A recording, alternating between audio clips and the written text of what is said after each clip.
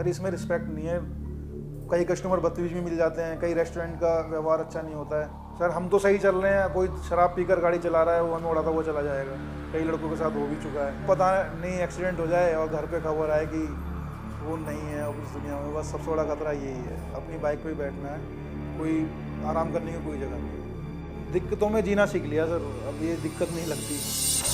Incidents of customers lashing out on the food delivery partners have gone viral many times.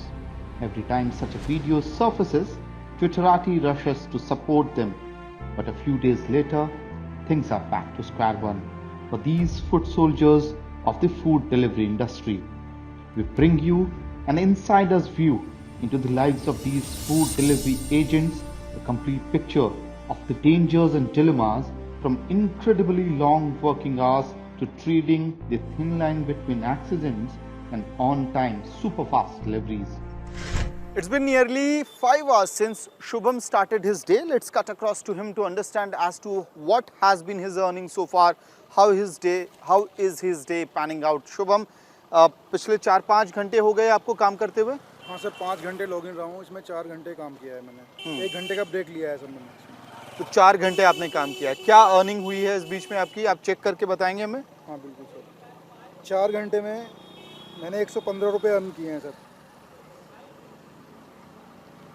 115 रुपये की earning हुई है।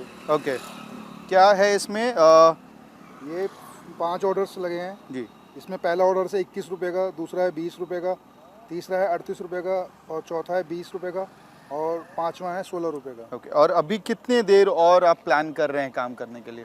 Sir मेरी shift night में start होती है 7 बजे से सुबह 5:30 बजे तक मेरी शिफ्ट है। तो सुबह 5 बजे तक तो मुझे लॉगिन रहना ही पड़ेगा। 5 बजे सुबह तक आप रहेंगे, तो वही 12-13 घंटे की शिफ्ट आज भी आप करने के तैयारी में हैं। हाँ जी सर। एक आखिरी चीज़ मुझे बताइए, क्या प्रॉब्लम आपको लगता है? गर्मी का टाइम है, उमस बहुत ज़्यादा है, तो इसमें सबसे बड़ा चैलेंज आप लोगों के लिए क्या रहा सर? तो सबसे बड़ा चैलेंज है कि पानी नहीं मिलना। हम रेस्टोरेंट पे ऑर्डर्स लेने जाते हैं, वहाँ हमें पानी नहीं मिलता है, और इंस्टामार्ट्स पे ऑर्डर्स पिकअप करने जाते हैं, जबकि वो स्विगी के स्टोर्स हैं इंस्टामार्ट, वहाँ भी हमारे राइडर्स के लिए कोई पानी की व्यवस्था नहीं है, जबकि इतनी गर्मी में हमें ठंडा पानी मिलना बहुत ज़रूरी है। This is a story that is repeated on a loop endlessly in the lives of most of these delivery boys. Sir मैं योगा टीचर की जॉब करता था, तो वो जॉब मेरी छूट गई, तो जब से इसमें आ गया हूँ फूड डिलीवरी। कुछ प्रॉब्लम थी, फैमिली इशू से, इस वजह से वो छूट गई। दोबारा फिर मिली नहीं वहाँ पे जहाँ पे करता था, तो फिर स्विगी में डिलीवरी आईडी बनवाई थी, तो फिर उसे ही रेगुलर चला रहा हूँ। तो आप एक ट्रेन योगा टीचर थे, कितने घंटे का काम रहता था, क्या अर्निंग रहती थी इसमें? तो 4 घंटे का एक हमारा क्लब था, वहाँ पे जाना पड़ता था सिखाने के लिए। वहाँ 20,000 रुपये सैलरी मिलती थी, और प्राइवेट क्लासेस होती थी, उनमें भी अच्छा पैसा मिलता था। महीने की कितनी अर्निंग हो जाती है? तभी 30-35 तक पहुँच जाते थे, और समय कम देना पड़ता था उसमें। यहाँ पर कोई छुट्टी नहीं है, क्योंकि छुट्टी करेंगे तो पैसा नहीं मिलेगा। छुट्टी कर सकते हैं, कंपनी एक छुट्टी ऑफर करती है, बट उस दिन की अर्निंग नहीं मिलेगी। मैंने 1 अप्रैल से लॉगिन किया था, तब बीच में 20 जून को शादी थी, तो 3 दिन के लिए गया था, तभी लिया था। तो 1 अप्रैल से 20 जून तक कोई ऑफ नहीं। आमतौर पे कोई छुट्टियाँ नहीं होती? नहीं, कोई छुट्टी नहीं। शिफ्ट की टाइमिंग होती है, 9 घंटे 45 मिनट की शिफ्ट है, 10 घंटे 45 मिनट की शिफ्ट है। शिफ्ट तो पूरी करनी ही करनी है। शिफ्ट पूरी करने के बाद उन्होंने ऑर्डर अर्निंग का टारगेट रखे हुए हैं। अगर आप 700 रुपये की अर्निंग करेंगे तो आपको 350 रुपये डेली इंसेंटिव मिलेगा। तो वो 700 रुपये कभी काम अच्छा होता है तो शिफ्ट में हो जाते हैं, यदि काम अच्छा नहीं होता है तो वो शिफ्ट में नहीं हो पाते। तो उसके लिए हमें फिर एक्स्ट्रा टाइम देना पड़ता है, 3-4 घंटे। कभी कभी लोगों को 24 घंटे भी हो जाते हैं, तब 700 रुपये हो पाते हैं मुश्किल से। 24 घंटे कैसे कोई काम कर सकता है? करते हैं काम, तो कुछ करना ही नहीं ना। आईडी लॉगिन रखनी होती है, बाइक पे सो जाता है बंदा, ऑर्डर आएगा तो डिलीवर करेगा। वैसे तो रेस्ट ही कर रहा है, अगर उसकी आईडी पे ऑर्डर ही नहीं असाइन होगा तब तक वो कुछ नहीं करता है। तो आप हमेशा मतलब अलर्ट मोड में ही रहेंगे ना? कैसे सो रहे हैं अगर आप, तो अलर्ट मोड में कि ऑर्डर आएगा? हाँ, तो अलर्ट तो रहना पड़ता है, फिर भी आंख लगी जाती है। अगर हम बैठे हैं, अब 16 घंटे हमें हो गया है ऑन ड्यूटी पर, तो फिर आंख तो लगी जाएगी। सर मेन चीज़ है रिस्पेक्ट। योगा टीचर की जॉब में रिस्पेक्ट थी, सर इसमें रिस्पेक्ट नहीं है। कई कस्टमर बदतमीज भी मिल जाते हैं, कई रेस्टोरेंट का व्यवहार अच्छा नहीं होता है। कई रेस्टोरेंट वाले बहुत अच्छे होते हैं, हमें पानी भी पूछते हैं, पर कई रेस्टोरेंट वाले रूड होते हैं, बात करने का तमीज़ है। अगर हम उनके रेस्टोरेंट में घुस जाएँ तो बाहर निकाल देंगे, चलो बाहर निकलो यहाँ से, अंदर क्यों आए, तुम्हारा ऑर्डर बाहर ही पहुँच जाएगा। हैं, पर मेरी योगा टीचर की जॉब में रिस्पेक्ट थी, वो रिस्पेक्ट मुझे इस जॉब में कभी भी नहीं मिल सकती। सर इस घर के अलावा बाहर किसी को नहीं पता मैं क्या काम करता हूँ। आप डिलीवरी ड्यूटी पे निकलते हो तो यूनिफॉर्म पहन के निकलते हो? नहीं, यूनिफॉर्म नहीं पहनता, यूनिफॉर्म बैग में रहती है, बैग के अंदर। जब अपने जॉन में मैं पहुँचता हूँ यूनिफॉर्म पहन के आईडी लॉगिन करता हूँ, और जब मैं ड्यूटी ऑफ करता हूँ यूनिफॉर्म बैग के अंदर रखकर अपने घर आ जाता हूँ।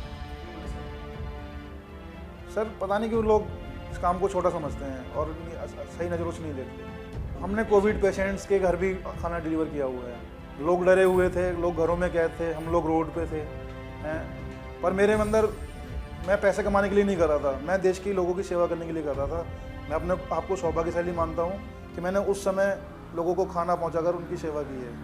सर हम तो सही चल रहे हैं, कोई शराब पीकर गाड़ी चला रहा है वो हमें उड़ाता हुआ चला जाएगा, कई लड़कों के साथ हो भी चुका है, तो रिस्क तो पूरा है। ये आम ही है सर, एक तरीके से होता ही रहता है, पर हम तो किस्मत से बचे हुए हैं। जो भी बचा हुआ है वो किस्मत से ही है। कभी कोई गाड़ी वाला डिवाइडर पे गाड़ी चढ़ा देता है, उसको आंख लग गई है, ट्रक वाले चढ़ा देते हैं, तो किस्मत से बचता है इंसान। इसमें तो किस्मत ही का रोल है सकता है।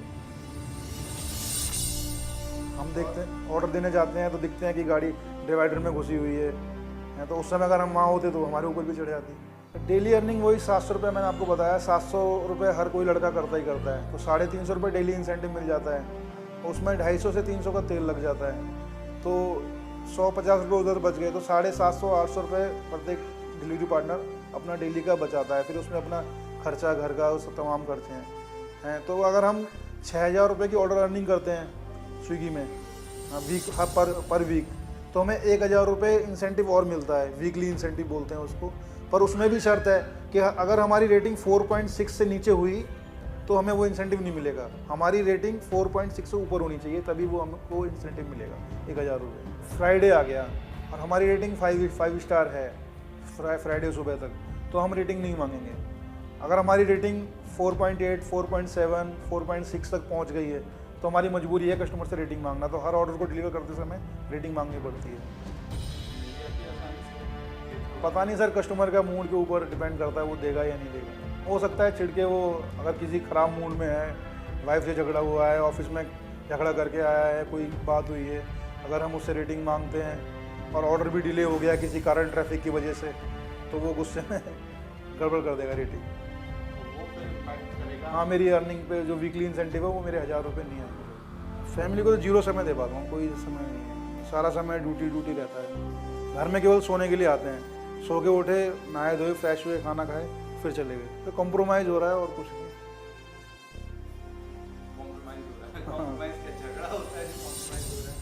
बस समझना पड़ता है उसको, समझ रही है वो कि मजबूरी है कि अर्निंग का कोई वो साधन नहीं है, तो इस समय मजबूरी में फिर ये जो है यही है, स्वीकार करना पड़ता है इसको। फाइनेंशियली कंडीशन थोड़ा वीक है, इस वजह से थोड़ा स्ट्रगल करना पड़ रहा है अभी। इस समय थोड़ा टाइम चेंज होगा तो वो समय जॉब भी चेंज करेंगे, फिर नया चलेगा सिस्टम। छोड़ दूंगा मैं इस जॉब को, ज़्यादा दिन नहीं करूँगा। दूसरों को योगा सिखाते हैं तो अपनी भी एक्सरसाइज हो जाती है, इसमें एक्सरसाइज भी नहीं हो पाती है। तो स्विगी में मतलब बाइक पे ही बैठे रहो तो पेट भी निकल आया इसी वजह से और उससे नहीं था। हाँ, और क्या, लीवर में इन्फेक्शन इसी वजह से हुआ है। वैसे तो कोई बीमारी नहीं थी पहले, जब एक्सरसाइज करते थे तब। शरीर पर भी वो नुकसान है, टाइम नहीं दे पाते घर के लिए, इसलिए बिल्कुल आपको बिल्कुल टाइम नहीं मिल पाता। बिल्कुल नहीं मिल पाता। आते हैं, सो जाते हैं, बस खाना खाया चले गए। इसकी वजह से आप लोगों की मैरिड लाइफ पे क्या असर पड़ रहा है? बिल्कुल भी नहीं, कोई असर नहीं। कोई असर नहीं। मैनेज हाँ, मैनेज कर रहे हैं, सोच रहे हैं, जब तक है परिस्थिति झेल रहे हैं 1-2 साल, हमेशा तो करनी नहीं है, इसलिए घर में झगड़ा करके करें क्या। मैं तो नौकरी पसंद ही नहीं, रात को दिन की नौकरी कहीं भी करो अपना, रात को अपने घर में बैठो आराम से। स्वास्थ्य तो ठीक है, स्वास्थ्य में कोई लेकिन सुरक्षा नहीं है, वहाँ जाके सेफ्टी नहीं, सेफ्टी सिक्योरिटी एंड पंक्चुअलिटी तीनों की फिक्र। When we get a few of them to sit down and speak to us, we realize they are putting their lives at risk daily to meet the expectations of the company and the customers. मेरा नाम शेर बहादुर है। मेरा कहता है DHD flyover के ऊपर कहता है 3-4 महीने पहले एक्सीडेंट हुआ था, जिस पे कंपनी ने मुझे कोई क्लेम नहीं दिया था, ना कोई एक्सीडेंट का वो दिया था। 10 दिन मैं बेड पे पड़ा रहा, जिसमें मेरा खुद का खर्चा लगा जो भी लगा। और कहते हैं बाइक वाइक जो भी है उसका भी पेनल्टी कहते हैं सर मैंने भरी है अपनी यानी जेब से। इनसे मोबाइल छीन ले गन दिखा के इनसे रात में लॉकडाउन नेहरू प्लेस में। दिल्ली में कौन करता है? अरे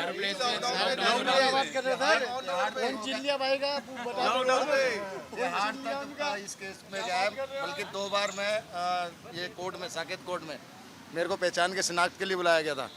तिहाड़ में शिनाख्त करने गया था। यहाँ पे जब मुझे लास्ट में जब पुलिस वालों से जो थोड़ी प्रॉब्लम हुई, क्योंकि बार बार वो मेरे को पूछता रहे, तो मैंने साफ ये कहा था कि जी मैं जानता नहीं उन लड़कों, तब मैंने अपना पीछा छुड़ाया था। कंपनी से कोई सपोर्ट नहीं मिली थी मुझे। दिल्ली में ऐसा होना सर लॉकडाउन का टाइम था और शाम के 6:30-7 बजे थे। प्रॉपर बैठने की जगह हो, चाहे कैसे भी हो, पर प्रॉपर बैठने की जगह हो, वहाँ पे पानी की व्यवस्था हो। अगर गर्मियों में तो बैठने की प्रॉपर जगह होनी चाहिए ना।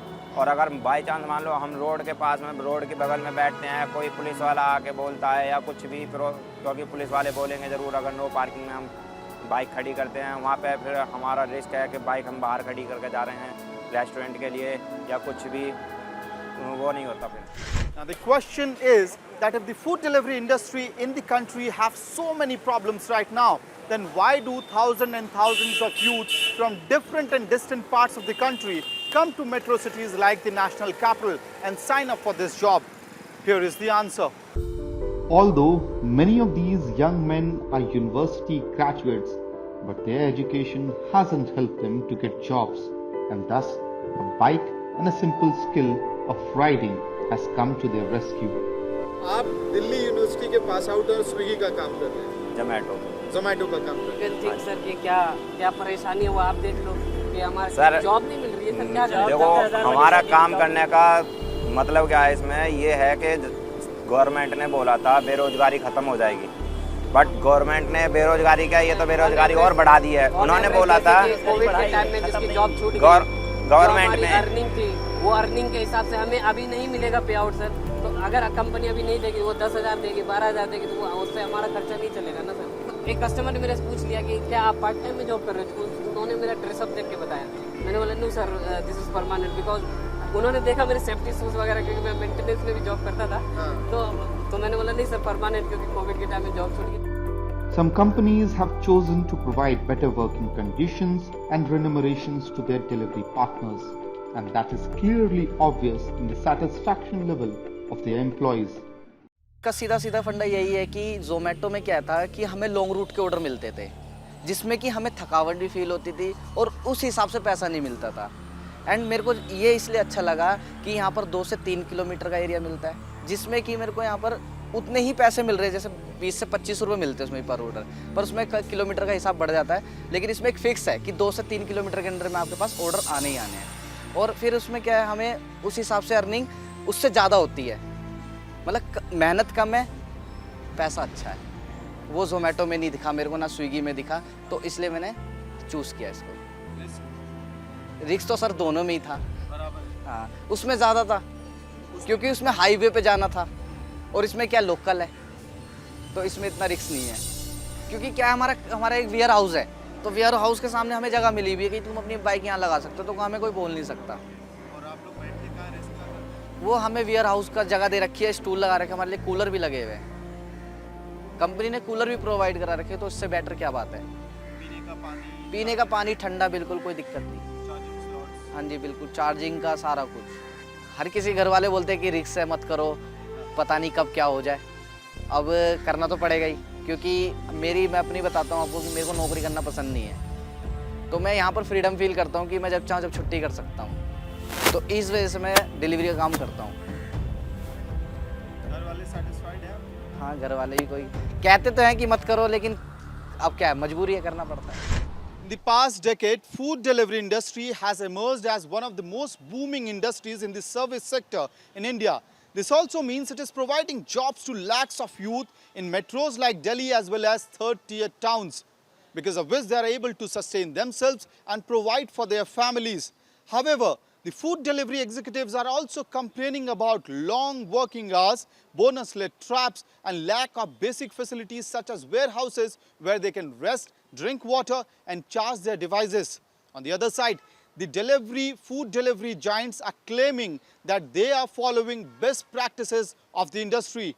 However, a chunk of food delivery executives are now crying out for help.